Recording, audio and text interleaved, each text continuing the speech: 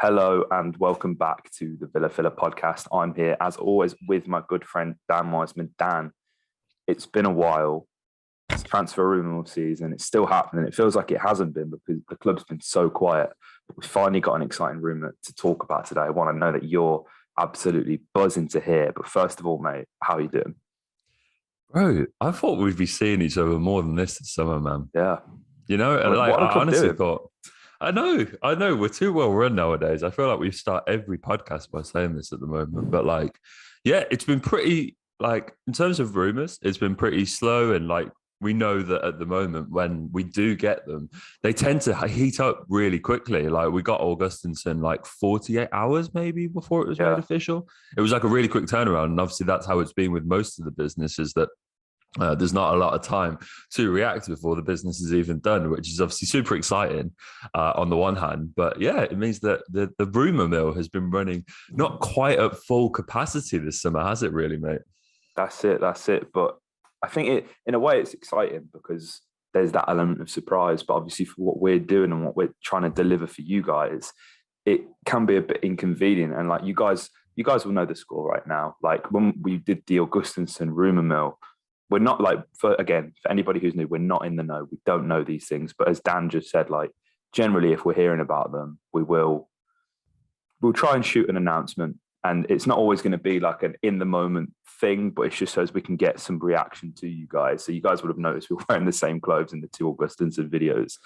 But I mean, with work and with everything, that's just how we have to operate. But no, you guys actually really enjoyed that episode. I didn't really see the rumour mill going down too well, just because he's not the biggest of names, but it's good to see a good reception on that. And before we get into this as well, the first episode of the Andy Gray interview series, mate, it's gone quite well. And not as many of you guys have watched as the regular podcast, which I understand. It's a difficult one to sell in terms of SEO and titling and thumbnailing and stuff, because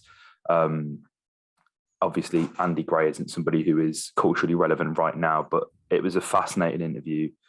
We've still got 3 more episodes to come. We'll link that in the end. If you guys haven't seen that, would really recommend you guys give that a listen. I had a blast editing that. It was so much fun to listen to. But Dan, today, enough of that. Before we get in as well, guys, make sure you like, comment and subscribe. Let us know your thoughts in the comments below on this transfer rumour. We'd love to know. Raul de Tomas, Dan, this is what a player. You were buzzing when we spoke this morning about this one, mate. And I think it's a really interesting one because I would generally say that if you don't watch La Liga, you wouldn't know who this guy is, which is completely fair enough. But he's a guy who, even in Spain, to be fair, mate, has been slept on for quite some time. Yeah, 100%, mate. I love RDT. He's someone that I've been really sort of following with a lot of interest. He progressed through the Real Madrid ranks. He signed for them as a kid in about 2004. And he played for Real Madrid's C, B, and first team before. He's been sort of, when he got into around the first team, he was sent out on a series of pretty successful loans, actually. He was loaned to Cordoba, Valladolid and Rayo Vallecano, all in the second division at the time. Before he got his sort of breakthrough loan, he went out to Benfica, which is a permanent deal. He was sold out there before Espanyol. And Espanyol is where he's really hit the ground running. He signed for them for about 20 million and then just lit it up. He's been absolutely sensational in a side that are poor in La Liga, really. Sort of signed for them that season. They got relegated. He went down with them to the Segunda Division, scored 23 goals in 38 games before coming back up last season and scoring 17 in 36, which is really impressive. That is really impressive for a side like Espanyol. It's very difficult to go and score goals for those sort of lower La Liga sides. Obviously, only Benzema and Iago Aspas, who's like the only other character that really manages to do it on a regular basis, to go and score goals like that for a side further down the table. Obviously, he plays for Celta Vigo. So yeah, RDT had a fantastic season. He managed managed to fire Espanyol quite a distance away from the drop, actually. They finished 14th and a good 4 points above the drop zone. So a very good season. His goals are really the reason that they stayed in La Liga last season. I absolutely love him. He's got that dog in him, as they say. He's a real handful to play against. He's quite physical. He's got a decent frame for a striker. He's not the tallest, but he sort of plays above his size, if that makes sense. He's a fully fledged Spanish international, made his debut last season. Yeah, I love this guy, mate. It's an interesting one.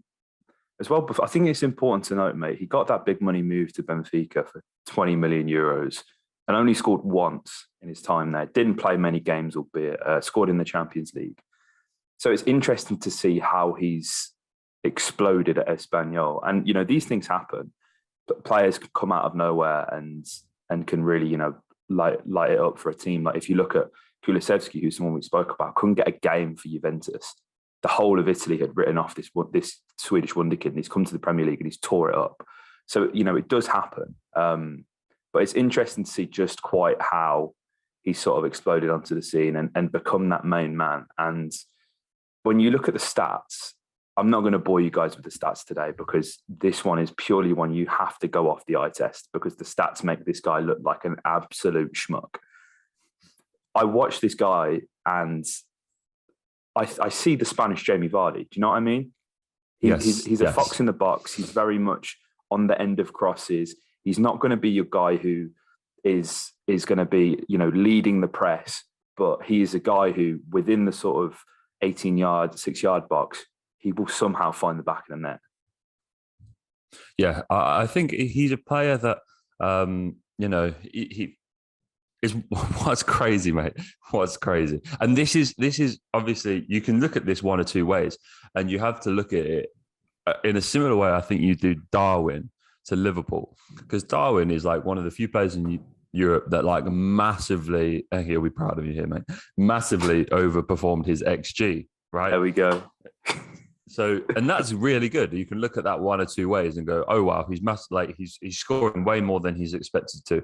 Obviously, that's brilliant. But there's sort of a general thing within XG, I suppose, where it will catch up to you at some point in the future. Like that finishing rate is like almost an anomaly. Like you can't keep that up. And RDT last season scored 34 goals off an XG of 15.07, which is absolutely nuts, right? Absolutely nuts. So I think it's one of those where like it will be very interesting to see where he goes if he manages to keep scoring at that rate. But it's very impressive. It's very impressive. And I think you look at.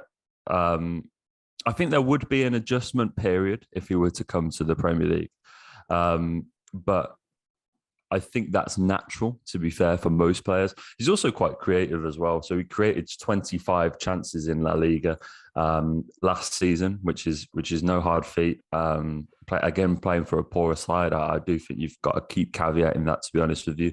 Apparently, Espanyol looking to sell for around 35 million euros. He's in contract until 2026.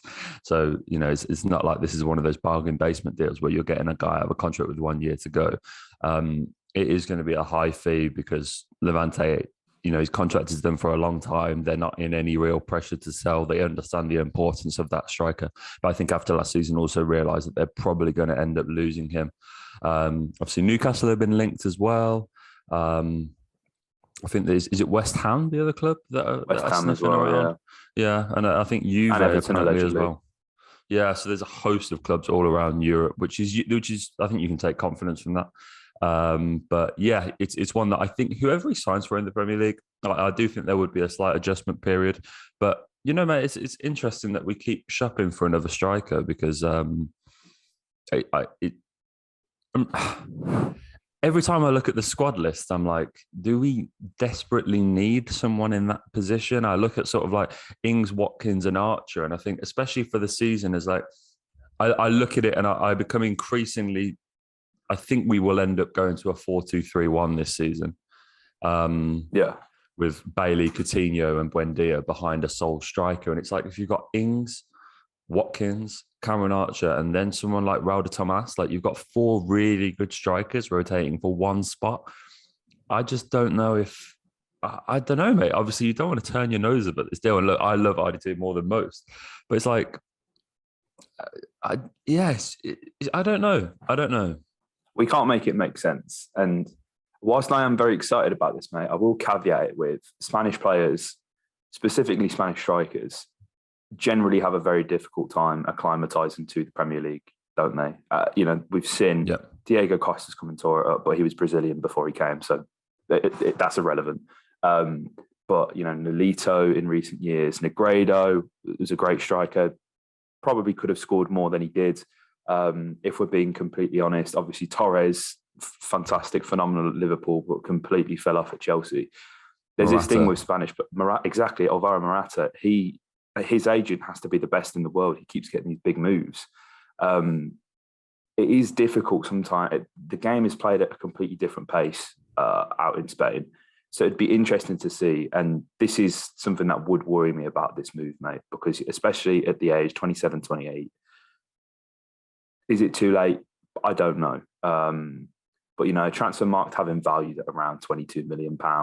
I think if you're paying less than 30 mil, I'd say it's probably a good deal. And interestingly as well, when he made his Champions League debut for Benfica, he actually had to go with his initials on the back of his shirt because his full name is Raul de Tomas Gomez, and UEFA, I think before then he'd gone with de Tomas, but UEFA stipulates that you can't go with a nickname or whatever. So I don't know why he didn't go with RTDG, but he went with RTD, and that's kind of stuck since then. So that'll be an interesting one for shirt collectors. Which is badass. Let's be real. Let's be real. That is badass. Literally, and it should be cheaper than any other name set, realistically, because it's literally just 3 letters.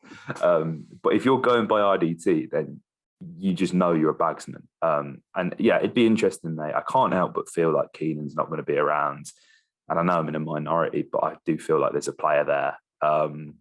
And I'm not sure what kind of message you would send to Cam Archer by sending him out on loan again. And then signing someone like this. That's a good point, mate. I don't think... I'm not against a loan for Cam. I think if you can get him in a side where I think it's fair to say they'd be competing for promotion in the Championship, a full season, I think that would be really useful. But I think, again, what kind of message does that send? And if Cam goes and does a Tammy and scores, he scores 20 plus goals for a team, it's quite, it's viable that he could then go, if this side gets promoted, well, I'm going to get minutes here. So, see you later, Villa. And I think, as we'll kind of talk about in another episode, mate, I'm not sure how the politics of sort of promising game time to youngsters is going at Villa, to be honest, and to say a little on that matter. But yeah, I'm not really sure how this would positively affect the squad, off the pitch. So yeah, it's a difficult one. But guys, we'd love to know what you have to say on this one. If you guys are RDT fans, let us know in the comments. If you've never heard of him, whatever, we'd love to know your opinions in the comments down below. And make sure you subscribe, because Transfer Rumours are back. We're buzzing. We've got more episodes coming for you guys. There'll be a Carney episode soon. And there'll be another Andy Gray episode next Friday. So if you enjoyed that, make sure you hit a like, comment your thoughts below, and subscribe for more. Up the Villa.